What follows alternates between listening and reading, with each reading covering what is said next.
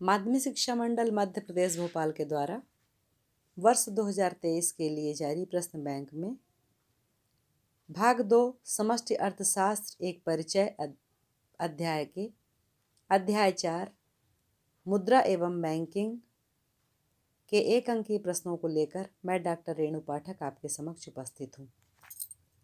प्रश्न बैंक में जो एक अंकीय प्रश्न दिए गए हैं उनमें आइए उनके सही उत्तर पर हम विचार करते हैं। इसमें पहला प्रश्न है सही विकल्प चुनकर लिखिए। इसका पहला प्रश्न है बहुविकल्पीय का निवेश के निर्धारित घटक कौन से हैं। तो निवेश के निर्धारित घटक में दो तत्वों को शामिल किया जाता है, पूंजी की सीमांत क्षमता और ब्याज दर। तो इसका सही उत्तर है आ और बा दोनों, अर्थात पूंजी की सीमांत क्षमता और ब्याज दर दोनों। प्रश्न बैंक का अगला प्रश्न है विनियोग की मात्रा में वृद्धि होने के साथ साथ एमईसी का पूरा नाम है पूंजी की सीमांत क्षमता या पूंजी की सीमांत कुशलता। तो विनियोग की मात्रा में वृद्धि होने के साथ साथ एमईसी, इसका सही उत्तर है घटती जाती है। अगला प्रश्न है निम्नलिखित में से वास्तविक निवेश है। इसमें 4 विकल्प दिए गए हैं, शेयर खरीदना, पुरानी फैक्ट्री खरीदना, भवनों का निर्माण और बैंक में जमा खाता खोलना। तो वास्तविक निवेश में हम शामिल करेंगे भवनों के निर्माण को। अगला प्रश्न है एपीसी प्लस एपीएस। एपीसी का पूरा नाम है औसत उपभोग प्रवृत्ति और एपीएस का पूरा नाम है औसत बचत प्रवृत्ति। अगर हम एपीसी और एपीएस को जोड़ दें तो इसका मान 1 होगा। इसमें 4 विकल्प दिए गए हैं, आ में है 0, बा में है 1, सा में है अनंत और दा में है इसमें से कोई नहीं। तो इसका सही उत्तर है 1, एपीसी प्लस एपीएस बराबर 1। अगला प्रश्न है कौन सा कथन सत्य है। इसका प्रश्न सीमांत उपभोग प्रवृत्ति और सीमांत बचत प्रवृत्ति के योग से संबंधित है। तो इसका सही उत्तर है एमपीसी प्लस एमपीएस बराबर 1, अर्थात पूंजी की सीमांत बचत प्रवृत्ति और सीमांत उपभोग प्रवृत्ति को अगर हम जोड़ दें तो इसका मान 1 के बराबर होगा। अगला प्रश्न है यदि एमपीसी 0.5 है तो गुणक के होगा। इसमें गुणक का मान निकालना है इस प्रश्न में। तो इसका 4 विकल्प प्रश्न के साथ दिए गए हैं। पहला विकल्प है 1/2, दूसरा विकल्प है 0, तीसरा विकल्प है 1 और चौथा विकल्प है 2। तो इसका सही उत्तर है यदि एमपीसी 0.5 है तो के का मान 2 होगा। के का सूत्र है 1/1 माइनस एमपीसी।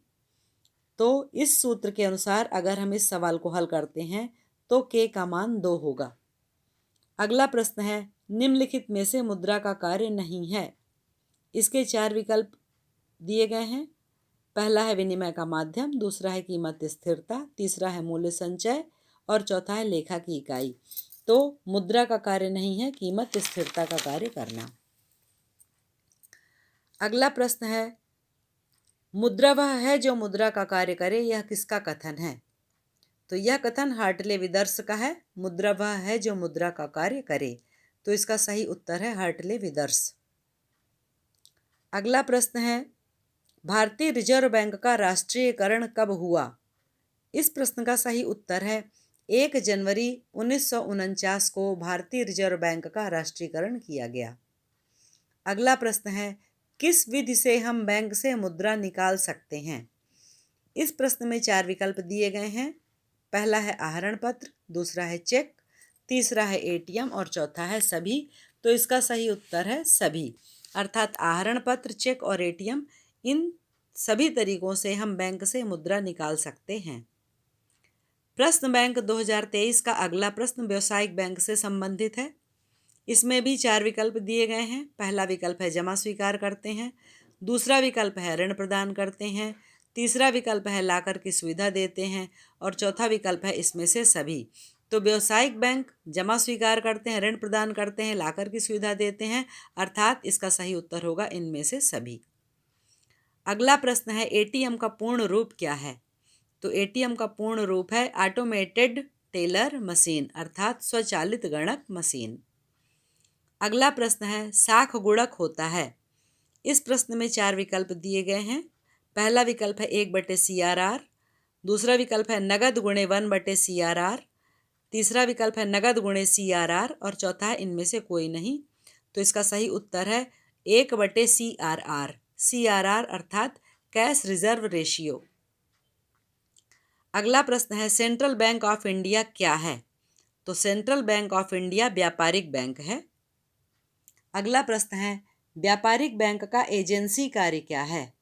इस प्रश्न के ऑप्शन में 4 विकल्प हैं। पहला विकल्प है ऋण देना, दूसरा विकल्प है जमा स्वीकार करना, तीसरा विकल्प है ट्रस्टी का कार्य करना और चौथा विकल्प है लाकर सुविधा देना।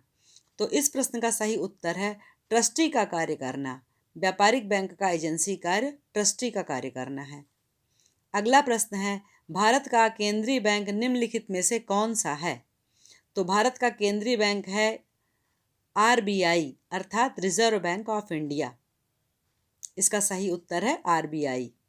अगला प्रश्न है केंद्रीय बैंक के निम्नलिखित में से कौन से कार्य हैं? इस प्रश्न में 4 विकल्प हैं। पहला विकल्प है नोट निर्गमन का अधिकार, दूसरा विकल्प है सरकार का बैंकर, तीसरा विकल्प है बैंकों का बैंक और चौथा विकल्प है उपर्युक्त सभी। तो केंद्रीय बैंक के ये तीनों कार्य हैं। नोट निर्गमन का भी कार्य करता है, सरकार का बैंकर भी है, बैंकों का बैंक भी है। इसका सही उत्तर होगा उपयुक्त सभी। अगले प्रश्न की ओर हम बढ़ते हैं जो कि एक शब्द में उत्तर दीजिए के रूप में है। इस प्रश्न के उत्तर पर अब हम विचार करते हैं। पहला प्रश्न है मूल्य का संचय मुद्रा का कौन सा कार्य है? तो मूल्य का संचय मुद्रा का गौण कार्य है। अगला प्रश्न है मुद्रा के आविष्कार ने किस प्रणाली के दोषों का निराकरण किया? तो इसका सही उत्तर है वस्तु विनिमय प्रणाली। अगला प्रश्न है मुद्रास्फीति में मुद्रा का प्रचलन वेग कैसा होता है? तो इसका उत्तर है प्रचलन वेग बढ़ जाता है, वृद्धि हो जाती है मुद्रास्फीति की दशा में। अगला प्रश्न है नगद कोष अनुपात बढ़ाने से तरल कोषानुपात बढ़ाने से मुद्रा की पूर्ति पर क्या प्रभाव पड़ेगा?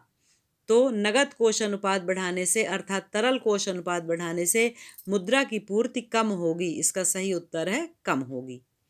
अगला प्रश्न है चालू खाते में ब्याज दर ऊंची होती है? तो इसका सही उत्तर है नहीं, चालू खाते में ब्याज दर नहीं होती, ये ब्याज मुक्त खाते होते हैं। अगला प्रश्न है नगद कोष अनुपात बढ़ाने से साख निर्माण पर क्या प्रभाव पड़ेगा? इसका सही उत्तर है साख निर्माण कम होगा। अगला प्रश्न है साख का निर्माण कौन करता है? तो इस प्रश्न का सही उत्तर है व्यापारिक बैंक।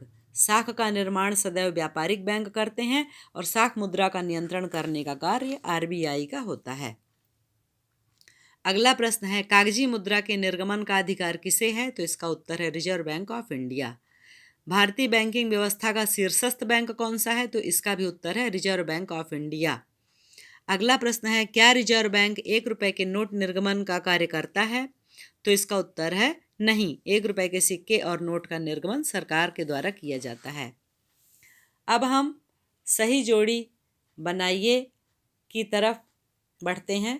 तो इसमें सभी उत्तरों पर हम गौर करते हैं।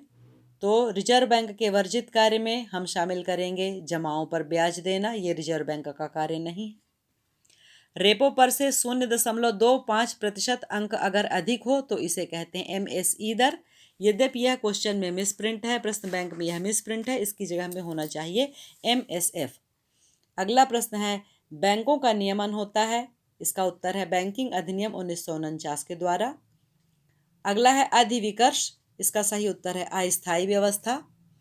अगला प्रश्न है जमा स्वीकार करना, तो इसका उत्तर होगा व्यापारिक बैंक।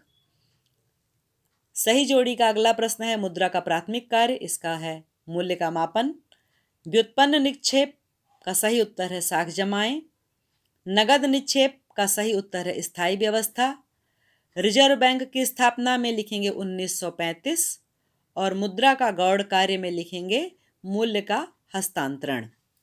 इस प्रकार प्रश्न बैंक 2023 के मुद्रा एवं बैंकिंग अध्याय के ये सभी 1 अंकीय प्रश्न जो प्रश्न बैंक में शामिल किए गए हैं उनके उत्तर इस वीडियो में दिए गए हैं। आशा है इससे हमारे छात्रगण लाभान्वित होंगे।